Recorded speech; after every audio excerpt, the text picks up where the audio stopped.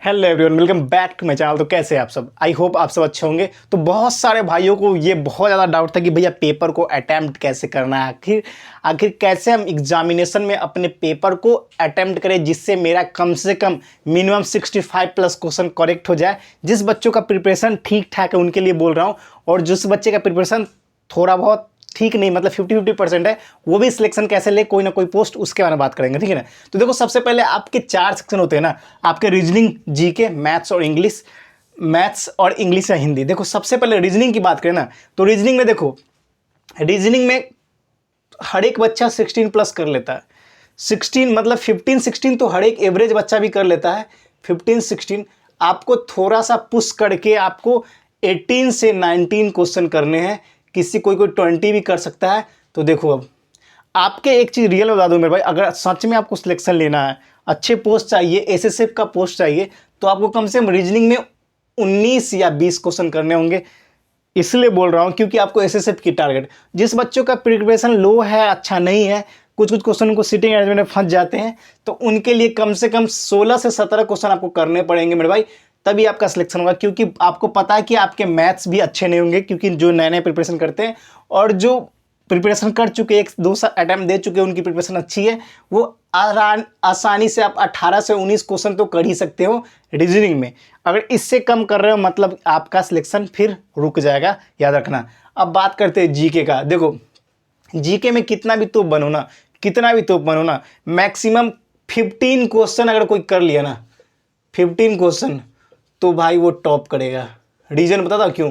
देखो, 15 क्वेश्चन क्यों बोल रहा है, 15 प्लस अगर कोई कर लिया ना, समझो उसके अच्छे रैंक आ जाएंगे, वो आसानी से सिलेक्शन लेगा। रीजन इसलिए बोल रहा हूँ क्योंकि जीके में बच्चे का ना एवरेज स्कोर 10 से 12 क्वेश्चन तक ही हो पाता है क्वेश्चन, और अगर आपके 10 से 12 रहे तो ये आप एवरेज से थोड़ा सा ऊपर। रीजन इसलिए बोल रहा हूँ क्योंकि 10 से 12 क्वेश्चन कम नहीं होते मेरे भाई। अगर जीके में 20 प्लस मार्क्स लाना भी एक अपने आप में चैलेंज काम है, क्योंकि इसमें बहुत सारे सेक्शन होते हैं आपके।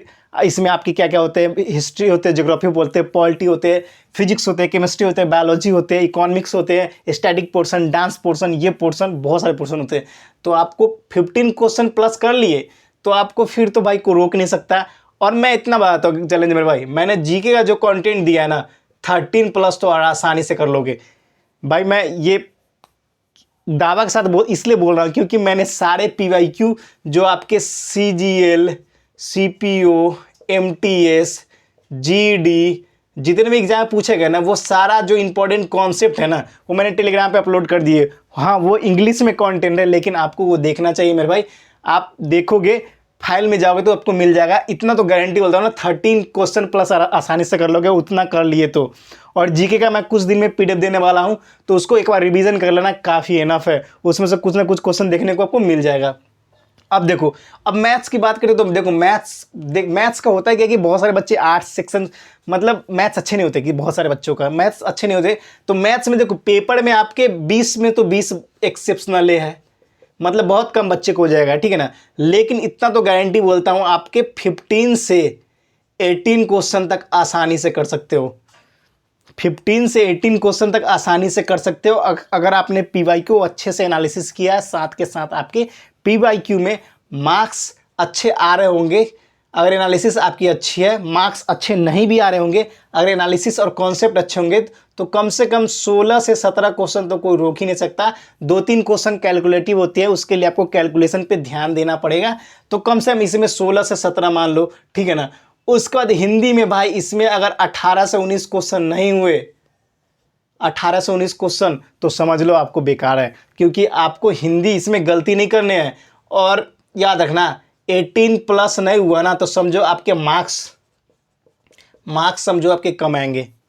तो इस चीज़ को ध्यान रखना मेरे भाई। देखो, बहुत सारे इंग्लिश वाले बच्चों का प्रॉब्लम है कि उनके मार्क्स इसमें कम आ जाते हैं, तो टेंशन ना लो। पेपर में हमेशा आपके, देखो, यहाँ टेस्ट में आपके मार्क्स कम आएंगे, लेकिन पेपर में इंग्लिश में अच्छे मार्क्स आएंगे। टेंशन ना लो, वो हमेशा होते रहता है, टेंशन ना लो।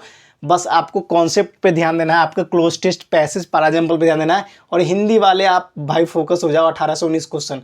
अब देखो, अगर एवरेज भी चले ना, मान लो इसमें 15 क्वेश्चन किया, इसमें 15 क्वेश्चन किया, इसमें 15 क्वेश्चन किया, 8 में 15 क्वेश्चन किया, मतलब कितना हो गया, 60 हो गया। 60, मतलब एवरेज 15-15 ही लेके चलूँ तो 60 क्वेश्चन हो गए। 60 दूना 120 मार्क्स। 120 मार्क्स मतलब कि सिलेक्शन। ये रॉ मार्क्स है भाई, ये रॉ मार्क्स है। सोच लो 15-15, अगर मान लो आपके रीजनिंग में 18 कर लिए, रीजनिंग में 18 कर लिए, जीके में आप कितना कर लिए, जीके में मान लो आप 12 ही कर पाए, अगर मैथ्स में आपके 18 हो गए, इसमें 18 हो गए, तो जोड़ लो 54 और 12, 68 क्वेश्चन हो गए भाई। 68 क्वेश्चन अगर इतना आसानी से हो जाएगा, रियल बात बोलूँ ना, इतना नहीं कर पाए ना तो इतना जरूर कर लोगे। 15-15 का भी लेके चलोगे तो काफ़ी हो जाएगा। और रीजनिंग में भाई वीक स्टूडेंट भी ना 17 प्लस तो कर ही लेता है, तो इधर कर लो तो कितना 62।